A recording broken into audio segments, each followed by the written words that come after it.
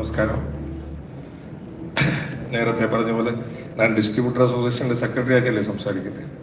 Already നമ്മുടെ ലിസ്റ്റിൽ ഒരുപാട് തമാശയും കാര്യങ്ങളൊക്കെ പറഞ്ഞു പോയി. പിന്നെ വിജയകുമാർ, ഞങ്ങൾ ശരിക്കും പറഞ്ഞാൽ മൂന്നും ഒരു പ്രൊഡ്യൂസർ, ഡിസ്ട്രിബ്യൂട്ടർ, എക്സിബിറ്റർ അങ്ങനെയാണ് വരുന്നത്. എന്താണെന്ന് വെച്ചാൽ പ്രൊഡ്യൂസർ സിനിമ പ്രൊഡ്യൂസ് ചെയ്യും, ഡിസ്ട്രിബ്യൂട്ടർ വിതരണത്തിന് കൊണ്ടുവരും, എക്സിബിറ്റർ അത് തിയേറ്ററിൽ റിലീസ് ചെയ്യും. ഇത് ആരും എങ്ങനെ വിചാരിച്ചാലും മാറ്റാൻ പറ്റില്ല. ഇത് എന്ത് പറയണം, നമ്പർ വൈസ് വരികയാണെങ്കിൽ അങ്ങനെ വരാൻ സാധിക്കുള്ളൂ. ഇപ്പോൾ ഏതായാലും FEUOK suppose to be the richest person in the film ഇൻഡസ്ട്രിയാണ്. അവർ ചുമ്മാ എന്ത് പറഞ്ഞാലും ദാരിദ്ര്യം പറഞ്ഞാലും ഇല്ല. They are the rich people. Because അവരായിട്ട് ഉണ്ടാക്കിയതായിരിക്കാം, അവരുടെ ഫാദർ, ഗ്രേറ്റ് ഗ്രാൻഡ് ഫാദർ അവരുണ്ടാക്കിയ പ്രോപ്പർട്ടി അവരുടെ കയ്യിലുണ്ട്. പിന്നെ ഡിസ്ട്രിബ്യൂട്ടറും പ്രൊഡ്യൂസറും പടം എടുത്ത് ഓടണം, അത് വേറെ കാര്യം. എനിക്ക് വിജയകുമാറും കാഞ്ചാനി ജാക്കബും കൂടെ അവരുടെ കൂടെ ഒരു 5-6 പേരും കൂടി ചേർന്ന് ഈ ഒരു ഡിസ്ട്രിബ്യൂഷൻ രംഗത്തിൽ വന്നു. എൻ്റെ ഒരു ആഗ്രഹം അവർ പ്രൊഡക്ഷനിലും കൂടി വരണം ഇമ്മീഡിയറ്റ് ആയിട്ട്. വന്നാൽ you will be making 2020 Dileep ഉണ്ടാക്കിയതുപോലെ.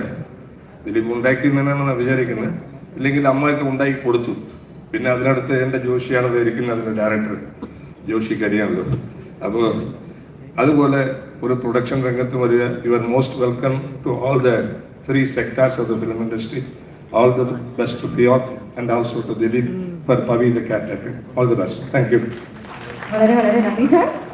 ഇനി നമ്മൾ കേൾക്കാൻ പോകുന്ന വാക്കുകൾ is from the captain of the ship, ഈ സിനിമയുടെ സംവിധായകൻ. ഒരു ചായ കൊണ്ട് കൊടുക്കുന്ന പ്രൊഡക്ഷൻ ബോയ് മുതൽ അവിടെ നിന്ന് അങ്ങോട്ട് പ്രേക്ഷകരുടെ കൈകളിലേക്ക് ആ സിനിമ എത്തുന്നത് വരെയുള്ള സകല കാര്യങ്ങളും മനസ്സിലിട്ട് ഉരുത്തിരിഞ്ഞ് ആ സിനിമ ഊതിക്കാച്ചിയെ പൊന്നുപോലെ ഒരുക്കിയെടുക്കുന്നത് ഡെഫിനറ്റ്ലി അതിന്റെ സംവിധായകനാണ്. And he needs no introduction. കാരണം കുറെ നാൾ അദ്ദേഹം ജനിച്ചതും പിന്നീട് വളർന്നതും ഇപ്പോൾ ജീവിക്കുന്നതും ഒക്കെ സിനിമയിലാണ്. 1988 ഒരു ചൈൽഡ് ആർട്ടിസ്റ്റ് ആയിട്ടാണ് അദ്ദേഹം ഇവിടെ വന്നത്. And then in 2015 he pivoted into direction. അയാൾ ഞാനല്ല എന്ന സിനിമയിലൂടെ his last film was Dear Friend, and now it is all about Pavi Caretaker. Please speak about your movie.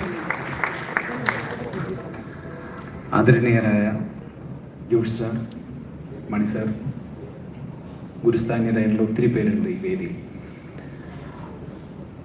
എന്നെ സ്വാഗതം ചെയ്യുമ്പോൾ പറഞ്ഞ പോലെ തന്നെ ചെറുപ്പം തൊട്ട് സിനിമയിൽ വന്നതുകൊണ്ട് കണ്ടു വളർന്ന ഒരുപാട് മുഖങ്ങളുണ്ട് ഇവിടെ എത്തിച്ചേർന്ന എല്ലാവർക്കും നന്ദി.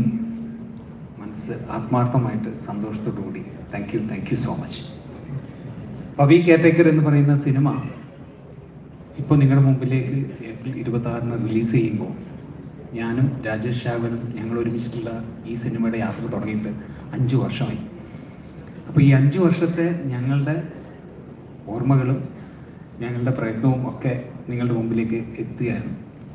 ഈ സിനിമയുടെ കഥ ഞാനല്ല എന്ന് പറയുന്ന സിനിമ ഫഹദുമായിട്ട് ചെയ്ത് 2ാമത്തെ സിനിമ വീണ്ടും ഞങ്ങൾ തന്നെ ഒരുമിച്ച് ചെയ്യാം എന്നുള്ളൊരു പ്ലാനിൽ ഞങ്ങൾ പല കഥകളും ആലോചിക്കുന്നു. പക്ഷെ ഞങ്ങൾ രണ്ടുപേരെയും എക്സൈറ്റ് ചെയ്യുന്ന ഒരു കഥയിലേക്ക് എത്തിയില്ല.